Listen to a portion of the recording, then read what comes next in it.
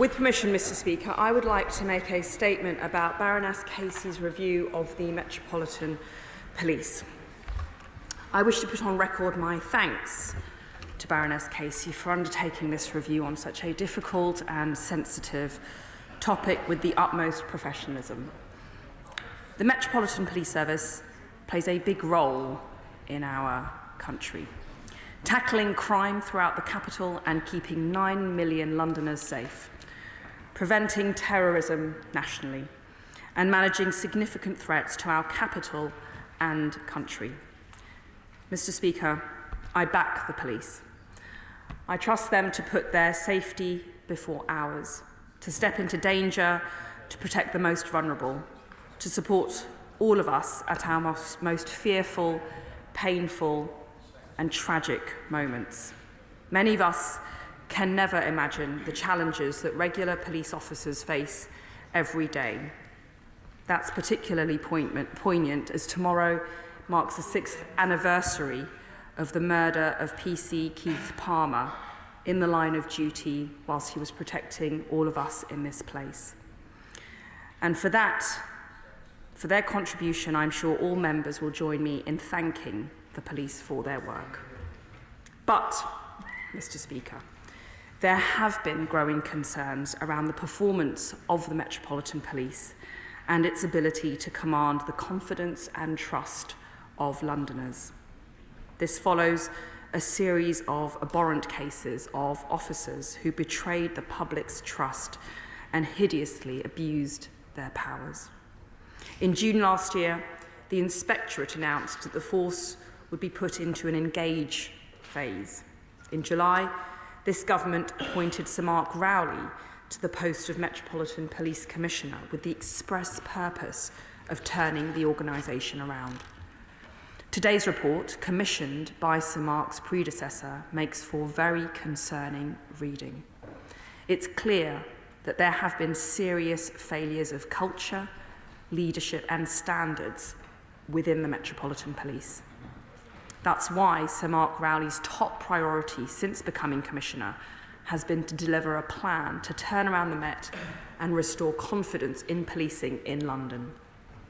Baroness Casey's report finds deep-seated cultural issues in the force, persistent poor planning and short-termism, a failure of local accountability, insularity and defensiveness, a lack of focus on core areas of policing, including public protection. And she highlights the recent decline in trust and confidence in the Met among London's diverse communities. The report underlines the fact that the Met faces a long road to recovery.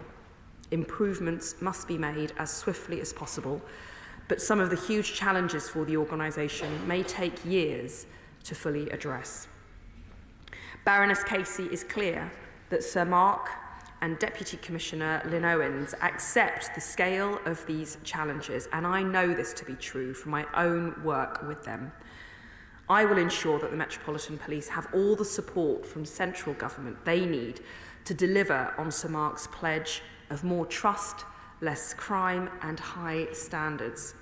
Every officer in the force needs to be part of making these changes happen.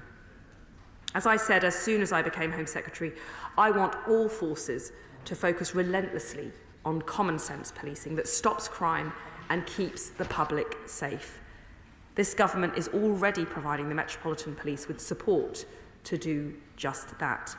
Funding for the force will be up to £3.3 billion in 2023, a cash increase of £178 million compared with 2010. And the force has by far the highest funding per capita in England and Wales. As a result of the government's police uplift programme, the Metropolitan Police has more officers than ever before, over 35,000 as of December. The Home Office is providing funding to the force to deliver innovative projects to tackle drug misuse and county lines.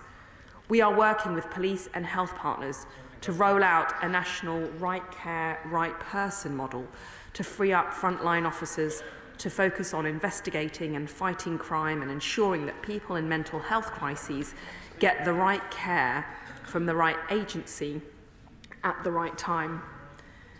Mr. Speaker, it is vital that the law-abiding public do not face a threat from the police themselves.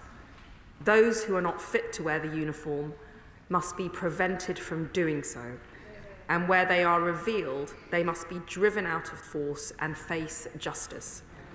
We've taken steps to ensure that forces are tackling weaknesses in their vetting systems. I've listened to Sir Mark and his colleagues, and the Home Office is reviewing the police dismissals process to ensure that officers who fall short of expected standards can be quickly dismissed. The findings of Baroness Casey's review will help inform the work of Lady Angelini, whose independent inquiry, established by the government, will look at broader issues of police standards and culture. I'd like to turn to two particularly concerning aspects of Baroness Casey's report. Firstly, the report addresses questions of racism, misogyny and homophobia within the Metropolitan Police. Baroness Casey has identified evidence of discriminatory behaviour among officers, and I commend those officers who came forward to share their awful experiences with the review team. Discrimination must be tackled in all its forms, and I welcome Sir Mark's commitment to do so. I will be holding the Metropolitan Police and the Mayor of London to account by measuring their progress. I ask Londoners to judge Sir Mark and the Mayor of London not on their words, but on their actions to stamp out racist, misogynistic and homophobic behaviour. Indeed, action, not words, has been something that victims of police misconduct and criminal activity have asked for themselves.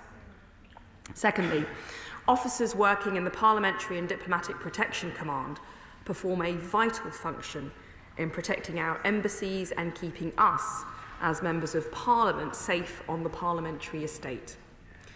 Baroness Casey's report is scathing in its analysis of the command's culture, and the whole House will be acutely aware of two recent cases of officers working in that command committing the most abhorrent crimes.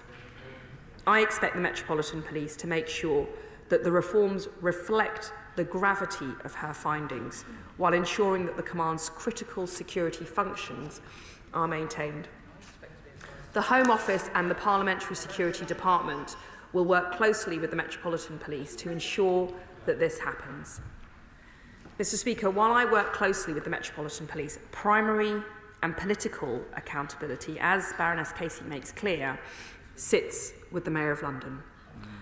I spoke with the Mayor yesterday, and we are united in our support for the new Commissioner and his plan to turn around the Met so that Londoners get the police service that they deserve. Mr. Speaker, we all depend on the police, who overwhelmingly do a very difficult job bravely and well. It is vital that all officers maintain the very highest standards that the public expects of them. Londoners demand nothing less, and I have every confidence that Sir Mark Rowley and his team will deliver that for them. I commend their statement to the House.